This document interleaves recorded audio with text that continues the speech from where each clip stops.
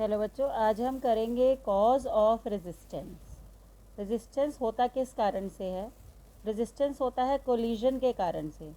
जब electrons move करते हैं, जब हम सेल लगाते हैं, सेल का मतलब हम पोटेंशियल डिफरेंस अप्लाई करते हैं, तो इलेक्ट्रॉन्स जो है ड्रिफ्ट वेलोसिटी से भागना शुरू हो जाते हैं।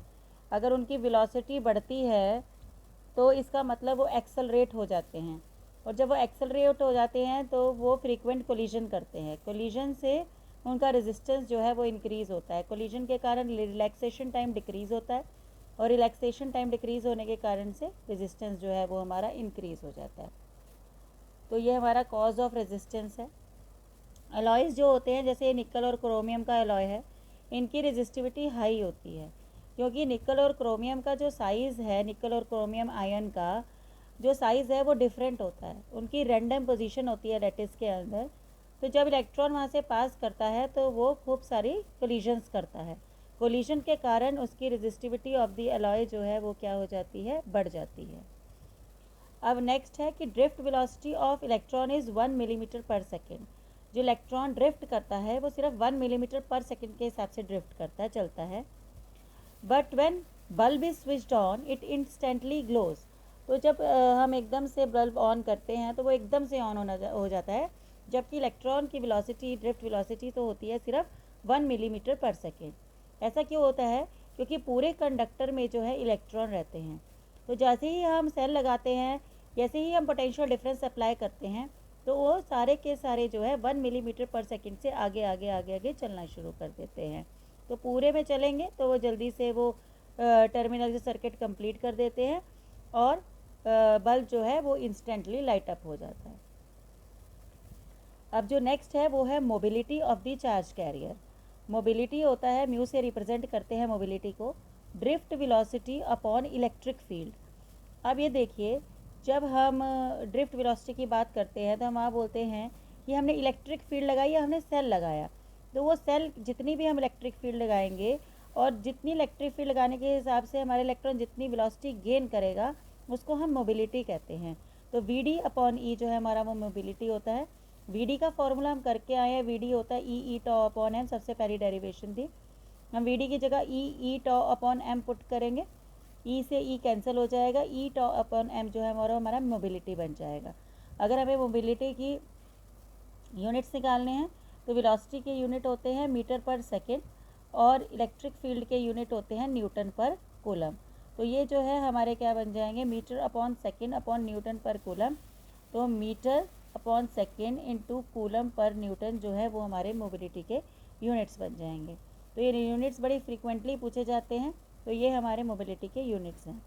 अब हम क्या कर रहे हैं, हमने कॉपर लिया है, कॉपर इज़ अ कंडक्टर, और आपको पता है अभी हम मेटल की रेजिस्टिविटी पढ़ के आए हैं। ये टेम्परेचर के साथ मेटल की रेजिस्टिविटी इंक्रीज़ करती है।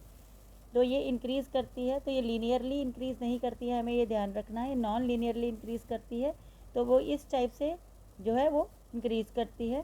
तो हम इसका ग्राफ याद रखेंगे कि कॉपर और टेम्परेचर, ये तो पता है हमें कि मेटल जो है, मेटल की कंडक्टिविटी टेम्परेचर के साथ इंक्रीज़ करती है। तो ये this is the shape of the graph.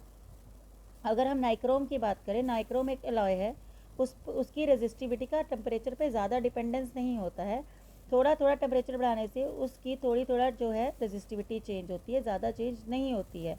या मैग्नेनियम ले लोगे तो वो इंडिपेंडेंट ऑफ टेम्परेचर है, वो टेम्परेचर के साथ चेंज नहीं होती है उसकी ज़्यादा रेजिस्टिविटी। तो उसका ग्राफ भी हम यहाँ पर याद रखेंगे। अब सेमीकंडक्टर की रेजिस्टिविटी हम पढ़ के आए हैं कि टेम्परेचर बढ़ता है तो रेजिस्टिविटी कम होती है, हमने ये पढ़ा है, क्योंकि उसमें एन जो है वो इंक्रीज़ हो जाता है, एन इंक्रीज़ होने से रेजिस्टिविटी जो है वो डिक्रीज़ हो जाती है। तो ये है हमारा ग्राफ, ये डिक्रीज़ का ग्राफ दिखाया है हमने इन केस ऑफ सेमीकंडक्टर। अब हमसे पूछेंगे, अभी हम पढ़ के आए हैं कॉन्स्टेंटन और मैग्नेनियम के बारे में, या हम एलॉय के बारे में पढ़ के आए हैं। हमने ये पढ़ा है कि टेम्परेचर पे ज़्यादा डिपेंडेंस नहीं रहती है। जब से टेम्परेचर बढ़ता है एलॉय का, तो रेजिस्टिविटी में बहुत ज़्यादा चेंजेस नहीं आते, रेजिस्टिविटी ऑलमोस्ट कांस्टेंट रहती है। तो उसने यहाँ से हमसे पूछा है कि एलॉय लाइक कॉन्स्टेंटन और manganin are use for making resistor. Resistor के लिए क्यों यूज़ किए जाते हैं? सबसे पहले तो हमने ये पढ़ा था कि इसकी रेजिस्टिविटी हाई होती है। हम ये भी पढ़ के आए हैं कि एलॉय की रेजिस्टिविटी हाई होती है, और उसका टेम्परेचर कोफिशिएंट जो है वो स्मॉल होता है, मतलब उसका टेम्परेचर के साथ वेरिएशन बहुत ज़्यादा नहीं होता है। और जो एलॉय होते हैं इस पर जंग भी नहीं लगता, it is least affected by air, moisture etcetera, और इसका कॉन्टैक्ट पोटेंशियल भी क्या होता है, बहुत ही स्मॉल होता है। तो दीज आर द 4 रीजन्स जिसमें alloy like constantan and manganin are used for making resistors. तो ये हमारे पास अलॉय की बात हुई। उसके बाद ओहमिक कंडक्टर्स कौन से होते हैं जो ओम्स लॉ को ओबे करते हैं, वो ओहमिक कंडक्टर होते हैं।